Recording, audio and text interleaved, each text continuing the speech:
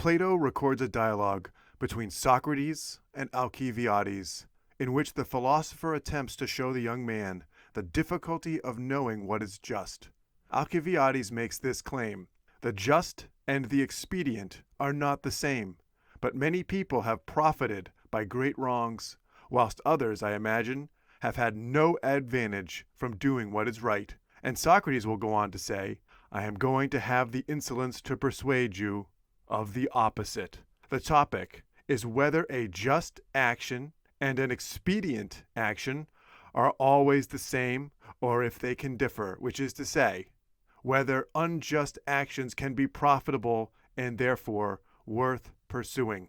According to the speech of the Corinthians in Thucydides, just such a choice was presented to Athens in 433 BC, a choice between the arguments put forward by the embassies from Corinth and Corcyra, and the choice that Athens had to make was whether or not to enter into an alliance with the country of Corcyra, which, if they did, would bring them close to open war with Corinth and consequently Sparta. Thucydides tells us exactly why the expedience of such an alliance was tempting to Athens. It began now to be felt that the coming of the Peloponnesian War was only a question of time, and no one was willing to see a naval power of such magnitude as Corcyra sacrificed to Corinth. So Athens wants to add the Corcyraean fleet to their confederacy.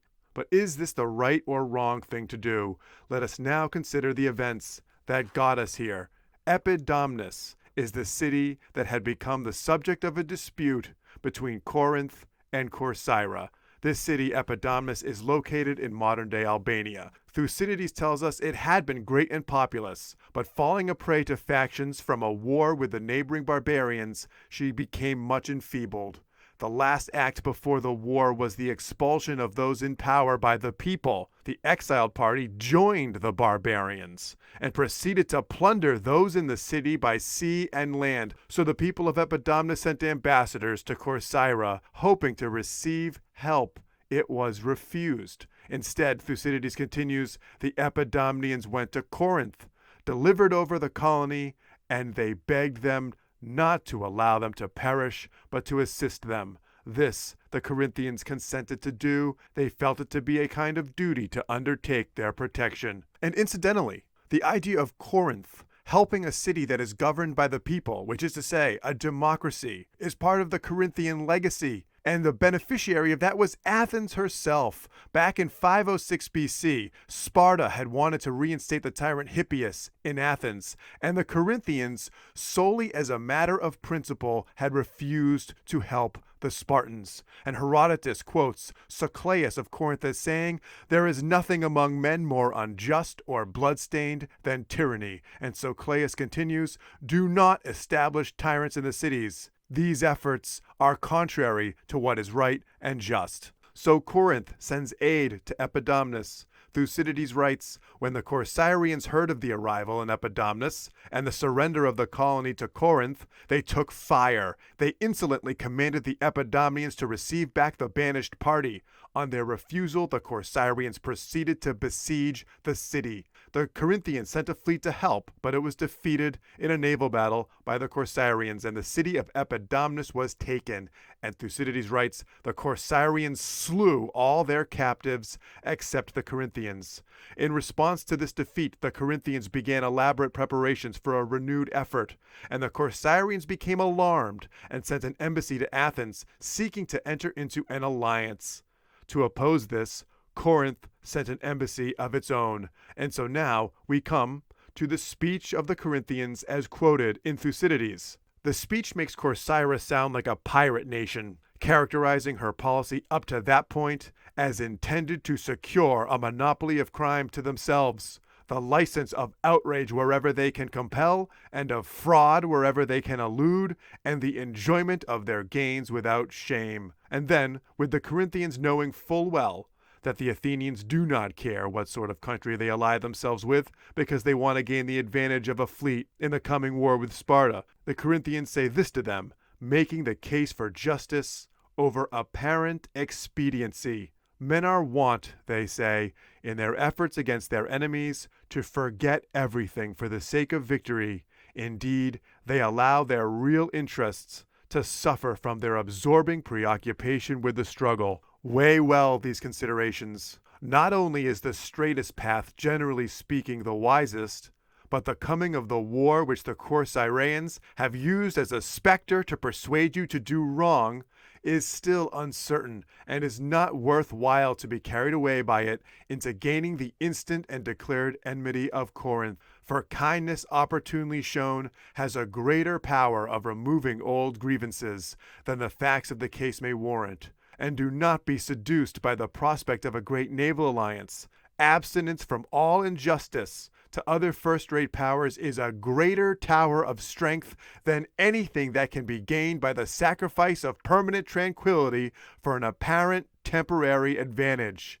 These are incredible words, endeavoring at a hard task, for how do you persuade somebody when one choice seems more profitable than the other, but the other is the more just? If we look at these lines, we see they have attempted a few arguments. First, in the lines, do not be seduced by the prospect of a great naval alliance. Combine this point with their word choice, an apparent temporary advantage. And I think they are saying that what is expedient is not as obvious as you think. And back to that dialogue between Socrates and Alcibiades. The pupil thinks what is expedient is sometimes different from what is just. And Socrates asks him incredulously, "You surely do not still suppose you know what is expedient for mankind, and why it is so?" Which is to say, that temporary advantage from expediency could be a deception. And according to the historian Plutarch, the truly just person does not regret decisions that were based on a sense of right. He says,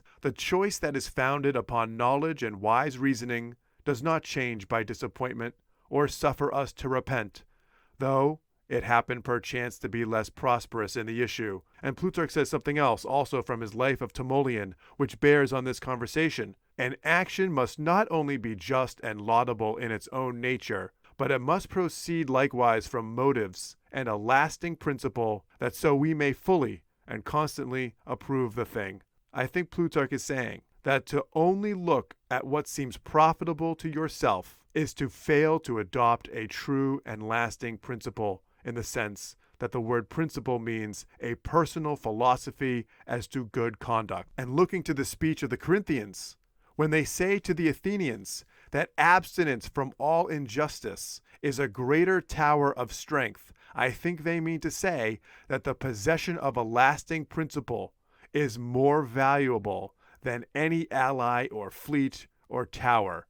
It is a statement which is difficult for the skeptical mind to accept. The same point is made in religious terms by Aeschylus in his play The Suppliants, in which the king Pelagius must decide to do what is right even when there is no obvious advantage. A chorus of suppliant women had landed as refugees in the land of Argos, and after begging asylum from the king, he fears, "I cannot aid you without causing harm," and he's fearful of the outcome of helping them. And the chorus responds, "Zeus watches over these things, appropriately assigning to the wicked their wrongs, to the law-abiding their acts of piety. If these things are weighed fairly, how could you come to regret it if you do what is right?" And so Aeschylus would agree with Plutarch, of course. And his chorus goes on to add, "Justice prevails by the will of Zeus." Now, after the Athenians chose Corcyra, here is what they resolved to do. Thucydides writes, "An alliance with Corcyra was decided on. Athens sent 10 ships to their assistance. Corinth proceeded with their war plans against Corcyra, and the two countries would fight at the naval battle of Sybota." Thucydides writes, "When the Corinthian preparations were completed, they put out, ready for action.